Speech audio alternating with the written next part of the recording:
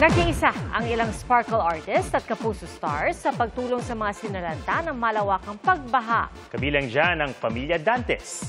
Saksi si Lars Santiago. Muling inilabas ni kapuso primetime queen Marian Rivera ang kanyang inner Darna. Buong lakas niya kasing binuhat ang ilang relief box na inihanda ng kanyang pamilya, mga kaibigan, sponsors at ilang donations para ipamigay sa mga kapusong naapektuhan ng masamang panahon. Kasama ni Marian na dumating sa warehouse ng GMA Kapuso Foundation kagabi ang mister na si Dingdong Dantes.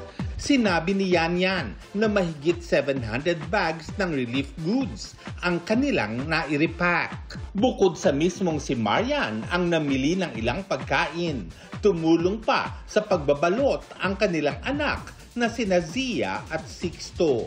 Maraming salamat dun sa mga nagbigay para at least makakalap kami ng ganung kadaming bag para maibigay natin at ma-distribute natin sa mga kababayan natin. We decided to turn over everything dito sa GMA Kapuso Foundation kasi alam naman natin na GMA Kapuso Foundation isa parati sa mga nauuna pagdating sa mga sites, sa mga ganitong klaseng mga sakuna. Ngayong umaga naman, nakiisa rin sa pagre-repack ng relief food si Bianca Umali. Nung nakita ko nga po na kailangan po talaga ng mas marami pang tulong at sa pag-repack para po sa mga nabagyo nitong kanina, hindi po ako nagdalawang isip. Nakasama ni Bianca sa pag-repack ang kapwa sparkle artists na sina Jeric Gonzalez, Aaron Villena at singer at Army Reservist na si Ronnie Liang. Maaga namang dumating kaninang umaga ang ilan sa Sparkle Young Stars sa pangunguna nina Sofia Pablo at Allen Ansay.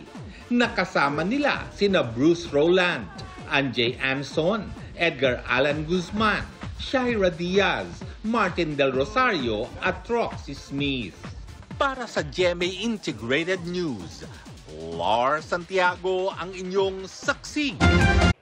Mga kapuso, sama-sama tayong maging saksi. Mag-subscribe sa GMA Integrated News sa YouTube at para sa mga kapuso abroad, samahan niyo kami sa GMA Pinoy TV at sa www.gmanews.tv.